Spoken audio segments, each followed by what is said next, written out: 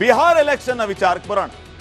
ಬಿಹಾರ್ನಲ್ಲಿ ಚುನಾವಣೆಯ ಅಖಾಡ ಯಾವ ರೀತಿ ರಂಗೇರ್ತಾ ಇದೆ? ಮೊದಲ ಹಂತದ ಮತದಾನ ಮುಗಿದೋಗಿದೆ. ನಿರೀಕ್ಷೆಗೂ ಮೀರಿ ವೋಟ್ ಶೇರಿಂಗ್ ಆಗಿದೆ ವೀಕ್ಷಕರೇ. ಬಿಹಾರ್ ಚುನಾವಣೆಯಲ್ಲಿ ಒಂದು ಇತಿಹಾಸ ಇದೆ. ಯಾವಾಗೆಲ್ಲ ವೋಟ್ ಶೇರಿಂಗ್ ಜಾಸ್ತಿ ಆಗುತ್ತೋ ಆವಾಗ ಒಂದು ರೀತಿಯ ರಿಸಲ್ಟೇ ಬದಲಾವಣೆ ಆಗ್ತಾ ಇರುತ್ತೆ ಅಥವಾ ಅಚ್ಚರಿಯ ಬೆಳವಣಿಗೆಗಳು ಆಗ್ತಾ ಇರುತ್ತೆ. ಈ ಸಾರಿಯೂ ಕೂಡ ಹೆಚ್ಚಿನ ಮತದಾನ ಆಗಿದೆ. ನಿರೀಕ್ಷೆಗೂ ಮೀರಿ ಹೆಚ್ಚು ಜನ ನುಗ್ಗಿ ಬಂದು ಮತಗಟ್ಟೆಗಳಿಗೆ ಮತದಾನವನ್ನ ಮಾಡಿದ್ದಾರೆ. ಅದರಲ್ಲಿ ಯುವಕರೇ ಜಾಸ್ತಿ. ಈ ಬಗ್ಗೆ ಒಂದು ರಿಪೋರ್ಟ್ ಇದೆ, ನೋಡ್ಕೊಂಡು.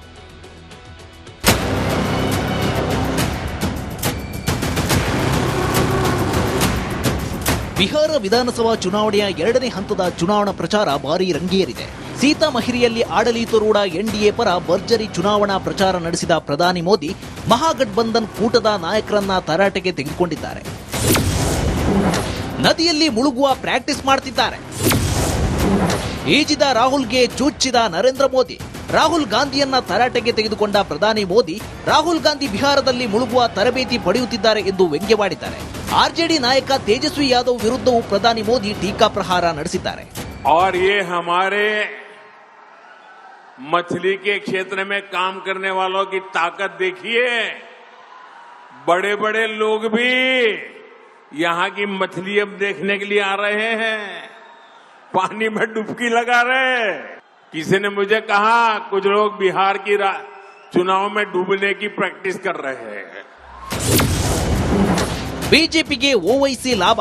ನವೆಂಬರ್ 11ಕ್ಕೆ ಬಿಹಾರದ ಎರಡನೇ ಹಂತದ ಮತದಾನ ನಡೆಯಲಿದೆ. ಈ ಬಾರಿ ಹಿಂದೂ ವರ್ಸಸ್ ಮುಸಲ್ಮಾನ ವೋಟ್ ಫೈಟ್ ನಡೆಯುತ್ತೆ ಅಂತ ತಜ್ಞರು ಹೇಳ್ತಿದ್ದಾರೆ. ಆದ್ರೆ ಈ ಬಾರಿ ಹಿಂದೂಗಳು ಒಂದಾಗುತ್ತಿದ್ದಾರೆ.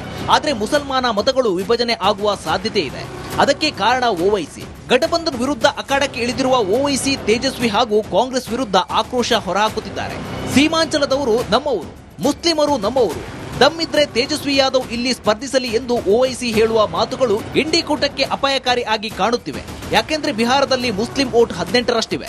87 ಸೀಟುಗಳ ಮೇಲೆ ಮುಸ್ಲಿಮರು ಪ್ರಭಾವ ಬೀರುತ್ತಾರೆ. ಆರ್ಜೆಡಿ ಪಾರ್ಟಿ 18 ಮುಸಲ್ಮಾನರಿಗೆ ಟಿಕೆಟ್ ನೀಡಿದೆ.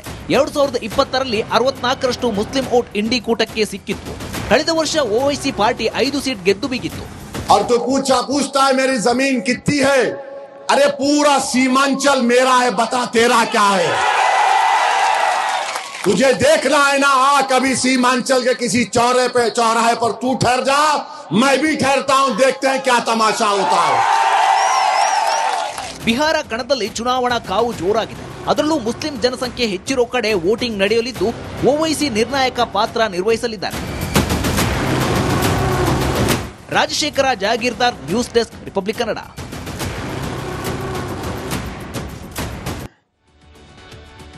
ಬಿಹಾರ್ ಎಲೆಕ್ಷನ್ ವಿಚಾರಕ್ಕೆ ಬರೋಣ. ಬಿಹಾರ್ನಲ್ಲಿ ಚುನಾವಣೆಯ ಅಖಾಡ ಯಾವ ರೀತಿ ರಂಗೇರ್ತಾ ಇದೆ?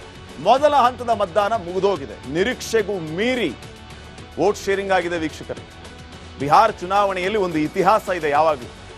ಯಾವಾಗೆಲ್ಲ ವೋಟ್ ಶೇರಿಂಗ್ ಜಾಸ್ತಿ ಆಗುತ್ತೋ ಆವಾಗ ಒಂದು ರೀತಿಯ ರಿಸಲ್ಟೇ ಬದಲಾವಣೆ ಆಗ್ತಾ ಇರುತ್ತೆ ಅಥವಾ ಅಚ್ಚರಿಯ ಬೆಳವಣಿಗೆಗಳು ಆಗ್ತಾ ಇರುತ್ತೆ. ಈ ಸಾರಿಯೂ ಕೂಡ ಹೆಚ್ಚಿನ ಮತದಾನ ಆಗಿದೆ. ನಿರೀಕ್ಷೆಗೂ ಮೀರಿ ಹೆಚ್ಚು ಜನ ನುಗ್ಗಿ ಬಂದು ಮತಗಟ್ಟೆಗಳಿಗೆ ಮತದಾನವನ್ನ ಮಾಡಿದ್ದಾರೆ. ಅದರಲ್ಲಿ ಯುವಕರೇ ಜಾಸ್ತಿ. ಈ ಬಗ್ಗೆ ಒಂದು ರಿಪೋರ್ಟ್ ಇದೆ, ನೋಡ್ಕೊಂಡು.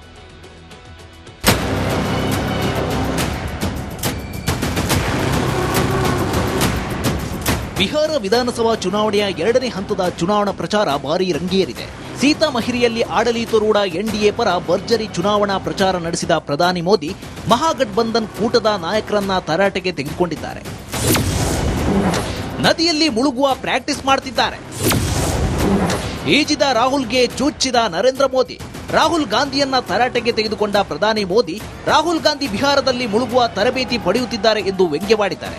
ಆರ್ಜೆಡಿ ನಾಯಕ ತೇಜಸ್ವಿ ಯಾದವ್ ವಿರುದ್ಧವೂ ಪ್ರಧಾನಿ ಮೋದಿ ಟೀಕಾ ಪ್ರಹಾರ ನಡೆಸಿದ್ದಾರೆ. और ये हमारे मछली के क्षेत्र में काम करने वालों की ताकत देखिए. बड़े बड़े लोग भी यहाँ की मछली अब देखने के लिए आ रहे हैं, पानी में डुबकी लगा रहे हैं.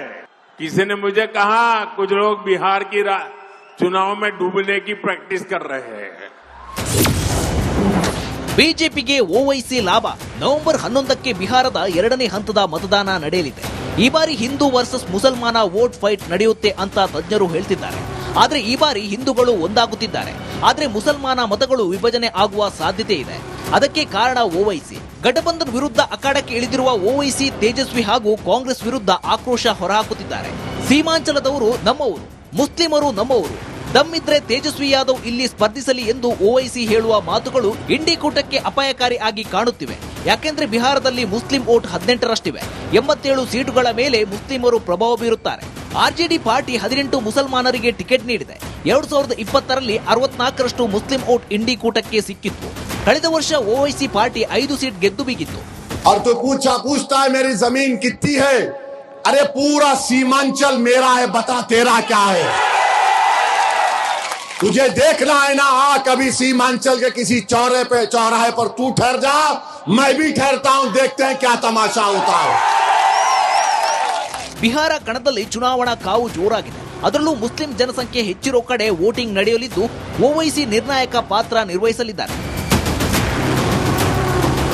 Rajashekhara Jagirdar, news desk, Republic Kannada. ಪಡೆಯುತ್ತಿದ್ದಾರೆ ಎಂದು ವ್ಯಂಗ್ಯವಾಡಿದ್ದಾರೆ. ಆರ್ಜೆಡಿ ನಾಯಕ ತೇಜಸ್ವಿ ಯಾದವ್ ವಿರುದ್ಧವೂ ಪ್ರಧಾನಿ ಮೋದಿ ಟೀಕಾ ಪ್ರಹಾರ ನಡೆಸಿದ್ದಾರೆ. और ये हमारे मछली के क्षेत्र में काम करने वालों की ताकत देखिए. बड़े बड़े लोग भी यहां की मछली अब देखने के लिए आ रहे हैं, पानी में डुबकी लगा रहे हैं. किसी ने मुझे कहा कुछ लोग बिहार की चुनाव में डूबने की प्रैक्टिस कर रहे हैं. ಬಿಜೆಪಿಗೆ ಓವೈಸಿ ಲಾಭ. ನವೆಂಬರ್ 11ಕ್ಕೆ ಬಿಹಾರದ 2ನೇ ಹಂತದ ಮತದಾನ ನಡೆಯಲಿದೆ. ಈ ಬಾರಿ ಹಿಂದೂ ವರ್ಸಸ್ ಮುಸಲ್ಮಾನ ವೋಟ್ ಫೈಟ್ ನಡೆಯುತ್ತೆ ಅಂತ ತಜ್ಞರು ಹೇಳ್ತಿದ್ದಾರೆ. ಆದ್ರೆ ಈ ಬಾರಿ ಹಿಂದೂಗಳು ಒಂದಾಗುತ್ತಿದ್ದಾರೆ. ಆದ್ರೆ ಮುಸಲ್ಮಾನ ಮತಗಳು ವಿಭಜನೆ ಆಗುವ ಸಾಧ್ಯತೆ ಇದೆ. ಅದಕ್ಕೆ ಕಾರಣ ಓವೈಸಿ. ಘಟಬಂಧನ್ ವಿರುದ್ಧ ಅಖಾಡಕ್ಕೆ ಇಳಿದಿರುವ ಓವೈಸಿ ತೇಜಸ್ವಿ ಹಾಗೂ ಕಾಂಗ್ರೆಸ್ ವಿರುದ್ಧ ಆಕ್ರೋಶ ಹೊರಹಾಕುತ್ತಿದ್ದಾರೆ. ಸೀಮಾಂಚಲದವರು ನಮ್ಮವರು, ಮುಸ್ಲಿಮರು ನಮ್ಮವರು, ದಮ್ಮಿದ್ರೆ ತೇಜಸ್ವಿ ಯಾದವ್ ಇಲ್ಲಿ ಸ್ಪರ್ಧಿಸಲಿ ಎಂದು ಓವೈಸಿ ಹೇಳುವ ಮಾತುಗಳು ಇಂಡಿ ಕೂಟಕ್ಕೆ ಅಪಾಯಕಾರಿ ಆಗಿ ಕಾಣುತ್ತಿವೆ. ಯಾಕೆಂದ್ರೆ ಬಿಹಾರದಲ್ಲಿ ಮುಸ್ಲಿಂ ವೋಟ್ 18ರಷ್ಟಿವೆ. 87 ಸೀಟುಗಳ ಮೇಲೆ ಮುಸ್ಲಿಮರು ಪ್ರಭಾವ ಬೀರುತ್ತಾರೆ. ಆರ್ಜೆಡಿ ಪಾರ್ಟಿ 18 ಮುಸಲ್ಮಾನರಿಗೆ ಟಿಕೆಟ್ ನೀಡಿದೆ. 2020ರಲ್ಲಿ 64ರಷ್ಟು ಮುಸ್ಲಿಂ ವೋಟ್ ಇಂಡಿ ಕೂಟಕ್ಕೆ ಸಿಕ್ಕಿತ್ತು.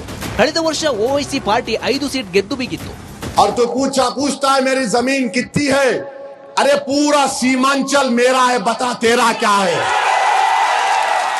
तुझे देखना है ना, आ कभी सीमांचल के किसी चौराहे पर तू ठहर जा, मैं भी ठहरता हूं, देखते हैं क्या तमाशा होता है. ಬಿಹಾರ ಕಣದಲ್ಲಿ ಚುನಾವಣಾ ಕಾವು ಜೋರಾಗಿದೆ. ಅದರಲ್ಲೂ ಮುಸ್ಲಿಂ ಜನಸಂಖ್ಯೆ ಹೆಚ್ಚಿರೋ ಕಡೆ ವೋಟಿಂಗ್ ನಡೆಯಲಿದ್ದು ಓವೈಸಿ ನಿರ್ಣಾಯಕ ಪಾತ್ರ ನಿರ್ವಹಿಸಲಿದ್ದಾರೆ. Rajashekhara Jagirdar, news desk, Republic Kannada.